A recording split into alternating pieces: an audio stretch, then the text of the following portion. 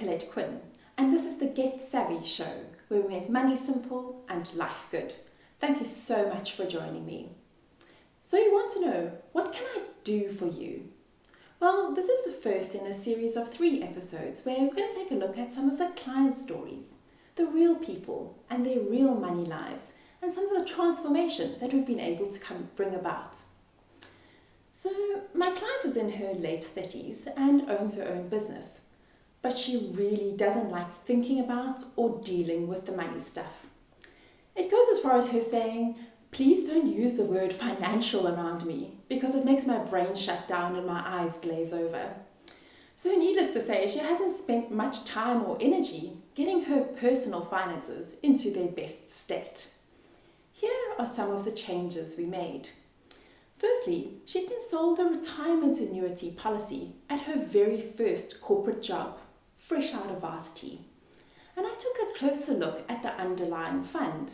It was in fact invested in a money market fund, so the investment hadn't really grown much other than the monthly contributions she'd been making and a little bit of interest. Now, this wasn't appropriate for her then, and it's still not appropriate for her now, given where she is in her life and the time horizon until retirement. Things like this come about because the broker asks the question, "Are you risk averse?" To which you answer, yes, because most of us are. And he doesn't explain the implications of the decision or what would be a more appropriate investment given your goals and where you are. So we made the change of investing in a more appropriate underlying fund, a balanced fund which offers real growth, and we cancelled the broker's commission.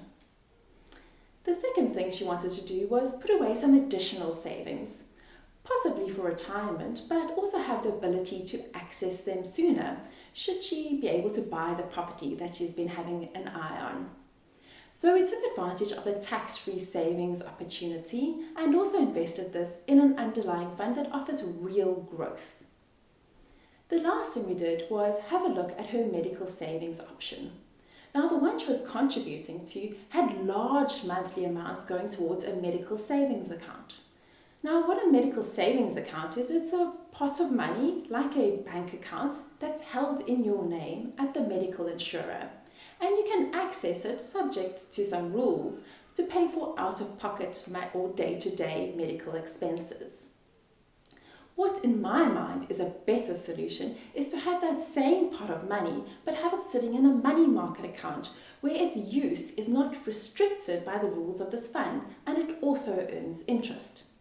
So what we did is we redirected the money that she was contributing to the medical savings account into a money market fund, and she had an emergency cash fund then that could be used to deal with any of the curveballs that we know come our way. Now, your story and your experience might not be the same, but perhaps there are things in your money life that are similar, or other things, some opportunities that could do with some fresh thinking. Visit me at nicolettequinn.com to find out more about working with me. And thank you for joining me on the Get Savvy Show, where we make money simple and life good.